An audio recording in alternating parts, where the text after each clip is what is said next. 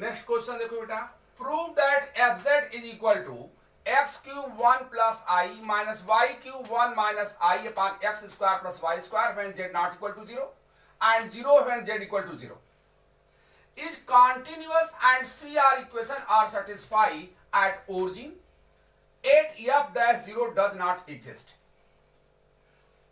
यहां देखो पिछले जो 3-4 क्वेश्चन हमने बताया, 2 क्वेश्चन आज बताया, 2 क्वेश्चन कल भी बताया था, ये चारों क्वेश्चन में 2 चीजें तो कॉमन आ रही हैं, जिसमें कि हमें यह दिखाना है कि CR इक्वेशन ओरिजिन पर सेटिस्फाई करता है और f डैश 0 एग्जिस्ट नहीं करता है। ये चारों क्वेश्चनों में दिखाया गया था। इसमें भी देखो ये 2 क्वेश्चन आ रहे हैं, 2 पार्ट आ रहे हैं इस क्वेश्चन के। इसमें ये एक पार्ट बढ़ रहा है कि यह फंक्शन ओरिजिन पर कॉन्टिन्यूअस भी है, इसको भी प्रूव करना है। तो हम शुरू करते हैं पहले उन दोनों पार्टों जो हम करते आए हैं, इसके बाद कॉन्टिन्यूटी हम लास्ट में दिखा देंगे। एट ओरिजिन यहां देखो जरा, एफ जेड की वैल्यू, इसको हम ब्रेक करके अगर हम मल्टीप्लाई करके लिख लें तो u इक्वल टू आ रहा है x cube minus Y cube upon x square plus Y square and v equal to x cube plus Y cube upon x square plus Y square at origin. लेकिन ये value उस case में है जबकि z 0 के equal नहीं है, और जब z 0 के इक्वल है उस केस में u और v दोनों 0 हैं। एट ओरिजिन हम चेक कर रहे हैं, del u upon del x, del u upon del x, क्या फॉर्मूला इसका लिखते थे? Limit x tends to 0 u x 0 minus u 0 0 upon x, this is equal to, value रखो इसकी x 0, ये u की वैल्यू है, जहां x है वहां x ही रखना है, जहां y वहां 0 रखना है। तो क्या मिलेगा यहां? x cube upon x square that is x, इसकी वैल्यू हो गई, माइनस u 0 0, यानी ओरिजिन पर u की वैल्यू, जबकि z 0 के इक्वल है। यह तो वैल्यू u की उस केस में है जब z 0 के इक्वल नहीं है, और जब z 0 के इक्वल है तो u और v दोनों 0 हैं। इसकी वैल्यू क्या आ गई? 0 माइनस 0 अपॉन x। कुल मिलाकर वैल्यू क्या हो जा रही है? यहां में लिमिट लिखेंगे, लिमिट x टेंस टू 0, अब x से x कैंसिल हो जाएगा तो वैल्यू क्या आ गई? 1। Similarly del u upon del y, ये तो 4 क्वेश्चन में हम करते आ रहे हैं इसी तरह, ये तो समझ में अच्छी तरह आ जाना चाहिए। Del u upon del y is equal to limit y tends to 0 u 0 y minus u 0 0 upon y equal to limit y tends to 0 u 0 y, u की वैल्यू हम उस केस में जहां y को मैंने y लिखना है और x को 0 लिखना है, तो क्या हो जाएगा ये? Minus Y cube upon y square, तो माइनस वाई बचा, ये बचा माइनस वाई, और माइनस 0 पर वैल्यू 0 है अपॉन वाई, तो y से y कैंसिल, वैल्यू क्या आ गई? -1। Del v upon del x is equal to limit x tends to 0 v x 0 minus v 0 0 upon x equal to, value v से लिखो जरा, x के प्लेस पर x रखना है और y के प्लेस पर 0 रखना है, तो y 0 हो जाएगा, तो क्या बचा? x cube upon x square यानी x, तो limit x tends to 0 x minus, और 0 0 पर तो वैल्यू 0 ही है, अपॉन x, सॉल्व करने पर वैल्यू आ रही है 1। इसी तरह limit del v upon del y is equal to limit y tends to 0 v 0 y minus v 0 0 upon y equal to limit y tends to 0, v की value हम रख रहे हैं उस केस में जहां x को 0 रखना है और y को y ही रहने देना है, तो y cube upon y square, y आ गया, और 0 0 पर वैल्यू 0 है, अपान y कैंसिल होकर वैल्यू आ गई 1।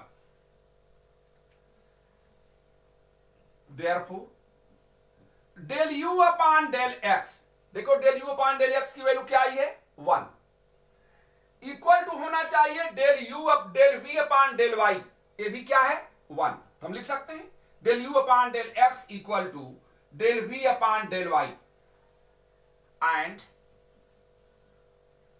Del u upon del y, इसकी वैल्यू देखो -1 है, is equal to minus del v upon del x होना चाहिए, और del v upon del x 1 है, आगे माइनस लगा लेंगे तो -1 हो जाएगा।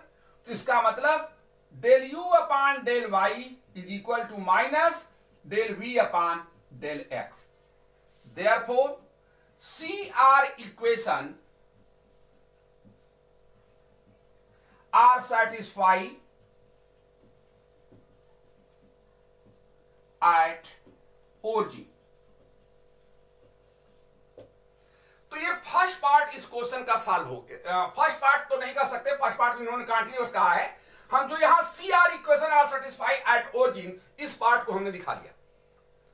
अब हम लास्ट वाले पार्ट को दिखाने जा रहे हैं, f'0 does not exist.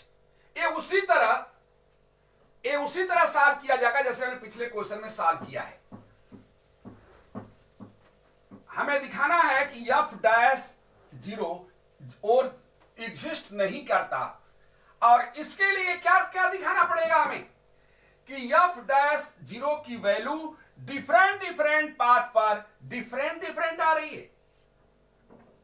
Now f'0 is equal to limit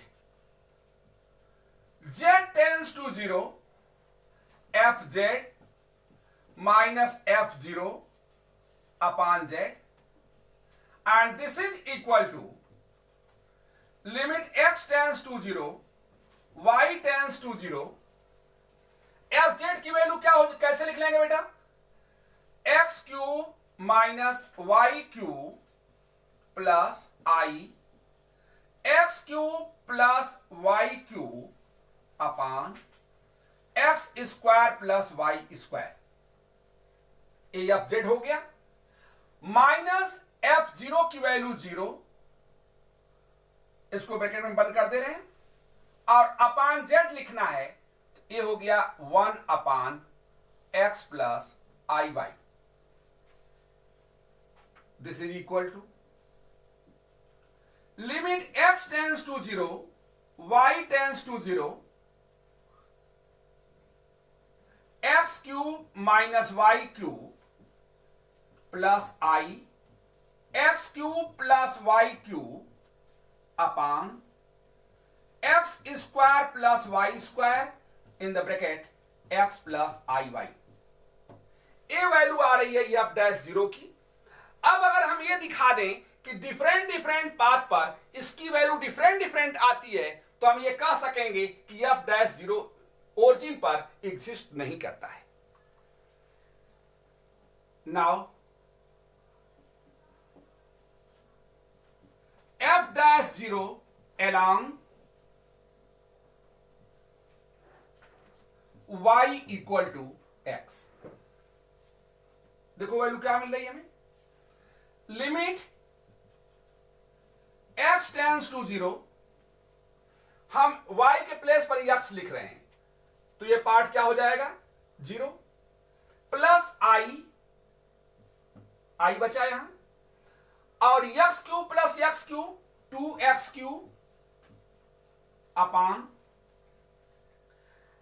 x square plus x square 2x square, और यहां x plus i M x हो जाएगा, तो x यहां से भी कॉमन लेकर के हम लिख सकते हैं 2x क्यूब, 2x स्क्वायर था, x यहां से कॉमन लिया, 2x क्यूब हो गया, ब्रैकेट में बचा 1 प्लस आई एम, ऐसे आ रहा, ए 2x क्यूब से 2x cube cancel, this is equal to i upon 1 plus i m. ये वैल्यू आ रही है along along the line y equal to x.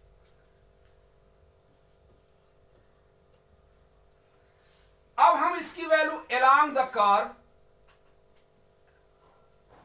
along line पर ही निकाल लें. along the line इस पर भी लगा रहे हैं.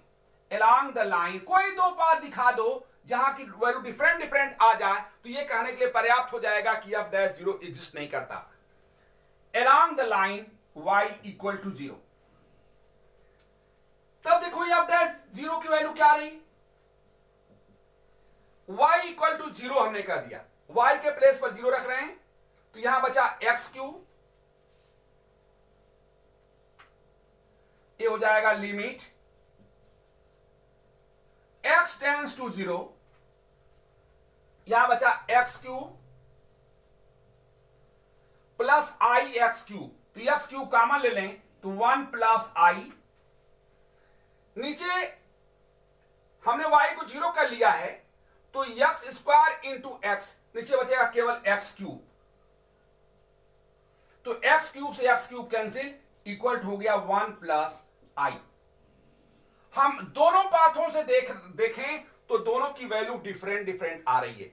यानी एफ डैश जीरो की वैल्यू डिफरेंट डिफरेंट पाथ पर डिफरेंट डिफरेंट आ रही है. दिस मीन्स देयरफॉर हम कह सकते हैं कि F dash zero does not exist, does not exist at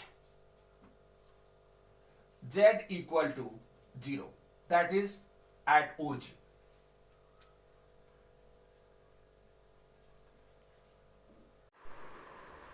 देखो बेटा हमने दो पार्ट प्रूव कर चुके कि सी आर इक्वेशन ओरिजिन पर सेटिस्फाई करता है और एफ डैश जीरो एग्जिस्ट नहीं करता.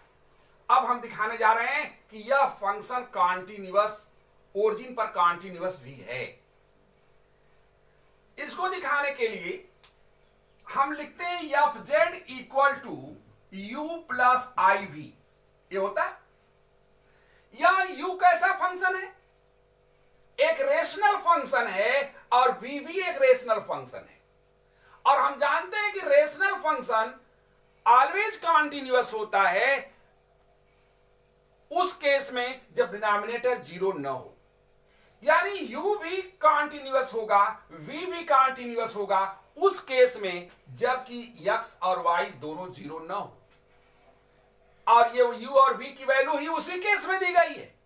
ये u और v की वैल्यू उसी केस में है जबकि x z जीरो नहीं है. z जीरो नहीं होने का मतलब x और y सेपरेट जीरो नहीं है.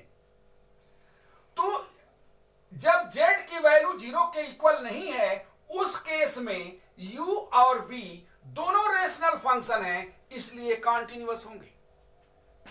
तो हम यूं कह सकते हैं कि f z is continuous at all the point when z not equal to 0. इसको चाहे तो हम इस तरह लिख सकते हैं. Since u and v both are rational function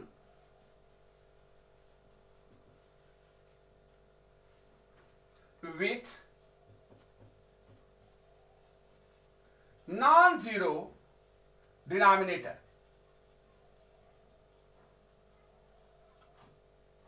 Therefore, fz is continuous at z not equal to 0. यानी fz z not equal to 0 पर तो कॉन्टिन्यूअस है. अब केवल ये चेक करना बाकी रह गया कि 0 पर क्या इसकी स्थिति है. At z equal to 0, we have to check, we have to prove fz is continuous. हमें ये अब दिखा दें तो हमारा क्वेश्चन हो गया.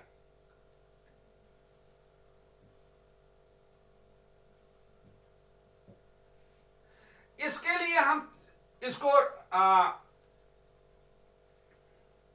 पोलर फॉर्म में कन्वर्ट करने जा रहे हैं।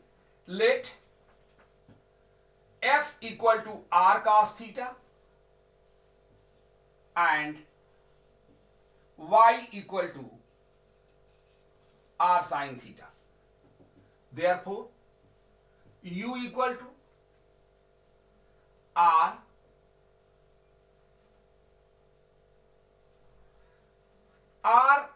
x इक्वल टू हमने क्या लिया, देखो बेटा यहां रखो, यू में r cos थीटा यानी r cube cos cube theta minus r cube sign का क्यूब थीटा, r क्यूब को कॉमन कर लें, बचा यहां cos cube theta minus sign cube theta upon r square cos square theta plus r square sine square theta जो कि 1 हो गया, और r स्क्वायर से एक कैंसिल, तो u इक्वल टू मिला हमें r ब्रैकेट में cos cube theta minus sign cube theta.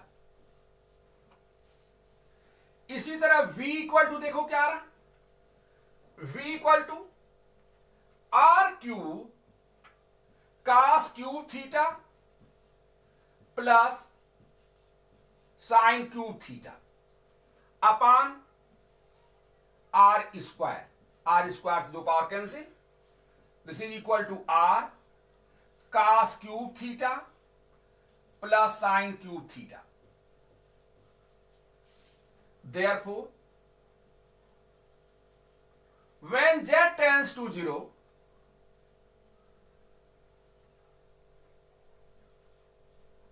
we have r tends to 0, hence u equal to 0 and v equal to 0. This imply that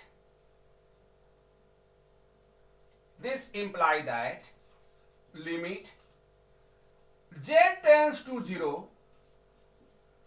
fz equal to 0, और f zero की value भी 0 हमारे पास है। Also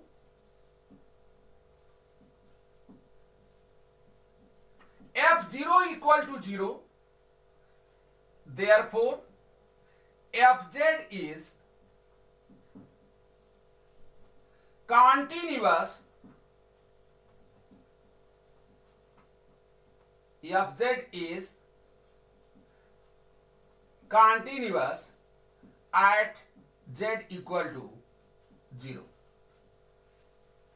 तो fz 0 पर भी continuous है, तो हम क्या कह सकते हैं कि fz is continuous at all the value of z।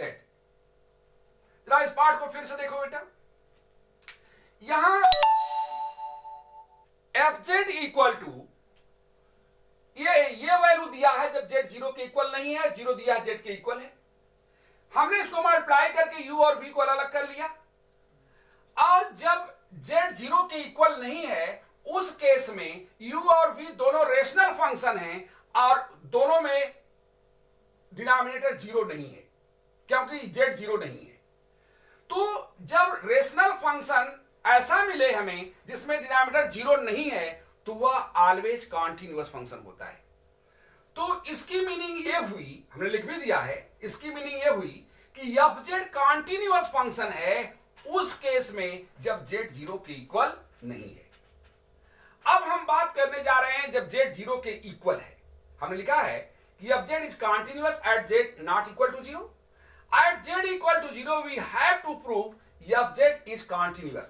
अब अगर 0 पर भी हम कंटिन्यूअस दिखा देते हैं तो हम कहेंगे कि इट इज कंटिन्यूअस एवरीवेयर। इसके लिए हमने fz को कन्वर्ट कर दिया पोलर फॉर्म में, हमने x को r cos थीटा, y को r sin थीटा ले लिया, तो u की वैल्यू सॉल्व करने पर r cos cube theta minus sin cube theta आ रही, और v की value r cos cube theta plus sin cube theta आ रही है।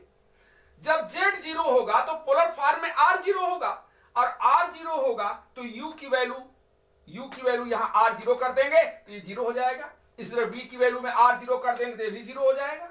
तो क्या मिला कि f z equal to limit z tends to zero, f z equal to zero, यानी एफ जेड की z equal z tends to zero पर लिमिटिंग वैल्यू जीरो आ रही है। और कंटिन्यूअस फंक्शन डिफिनेशन हम लोग जानते हैं कि लिमिटिंग वैल्यू और फंक्शन की वैल्यू दोनों अगर इक्वल आती है किसी पॉइंट पर, तो हम कहते हैं कि उस पॉइंट पर फंक्शन कंटिन्यूअस है। यहां जीरो पर लिमिटिंग वैल्यू जीरो आई है और फंक्शन की जीरो पर जीरो वैल्यू गिवन थी, तो हमें यह मिल रहा है कि लिमिटिंग वैल्यू और फंक्शन की वैल्यू दोनों सेम है, दोनों इक्वल टू जीरो आ रही है। तो हम कहेंगे कि यह फंक्शन जीरो पर कंटिन्यूअस है। और फंक्शन जीरो पर कंटिन्यूअस है, और यहां ऊपर हमने क्या प्रूव कर दिया था कि जेड जीरो नहीं है तो भी ये कंटिन्यूअस है। तो इसकी मीनिंग क्या हुई कि f z is continuous at all the value of Z, that's all.